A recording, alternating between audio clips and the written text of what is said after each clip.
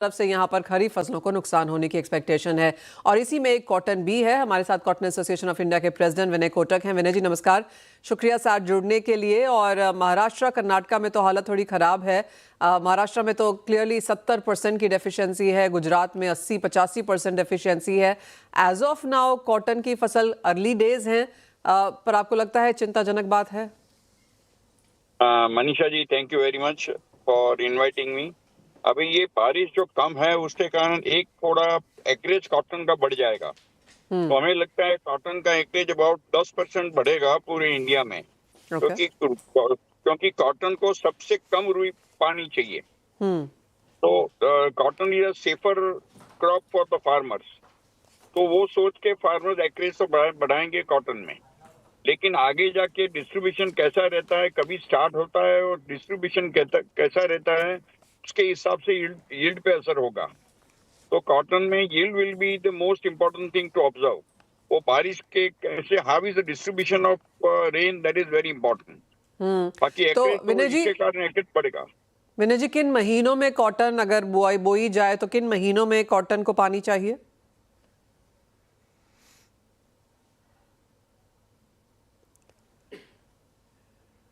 Sorry, line जी विनय जी, मैं आपसे पूछ रही थी कि बारिश कब इम्पोर्टेंट होगी, जुलाई में कि अगस्त में या सितंबर में कॉटन के लिए? नहीं, अभी जुलाई 10 तक तो ठीक से बारिश चालू हो जानी चाहिए, otherwise the crop will be very much late. और बाद में डिस्ट्रीब्यूशन अप टू अक्टूबर 15 तक वांदा नहीं है। अप टू अक्टूबर 15 तक बारिश होवे उसमें कोई प्रॉब्लम नहीं है, लेकिन डेफिनेटली थोड़ा यील्ड तो कम होगा। फिर भी अगर 4-5% यील्ड कम होगा, लेकिन 10% एकरेज बढ़ेगा।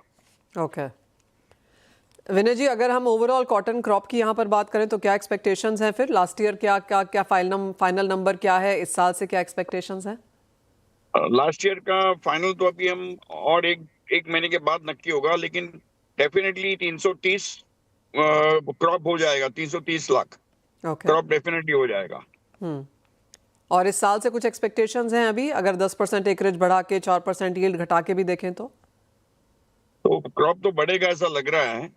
क्या अगले साल क्रॉप तो बढ़ना चाहिए, एटलीस्ट 5 से 10 लाख गांठ बढ़नी चाहिए, but ultimately depends on the distribution of rain. अगर वो डिस्ट्रीब्यूशन खराब रहा तो यील्ड 5 से ज्यादा भी घट सकता है। Understood. It is too early to predict any crop, for the next year. I understand that Vinay ji. Of course जिस तरह की अनसर्टनिटी यहाँ पर बनी हुई है फिलहाल, किस मोड भी यहाँ पर वो नंबर्स जा सकते हैं। लेकिन विनय जी, अगर हम ओवरऑल प्राइसेस की यहाँ पर बात करें, और क्योंकि अब इंपोर्ट ड्यूटी कुछ समय के लिए यहाँ पर वेव ऑफ कर दी गई है, किस तरह से उसका इम्पैक्ट इंपोर्ट्स पे और प्राइसेस पे आता हुआ आपने देखा है? इंपोर्ट की ड्यूटी 11% निकाल दी है, फिर भी I think India is still cheapest in the price. तो price parity point of view तो ज्यादा इंपोर्ट होना मुश्किल लग रहा है। दूसरा, विंडो भी बहुत छोटा है, क्योंकि अक्टूबर एंड तक ही ड्यूटी फ्री है और कम से कम 45 दिन ट्रांजिट में लगते हैं। दैट मींस 15 अगस्त के बाद जो शिपमेंट होगा वो सितंबर तक नहीं आएगा।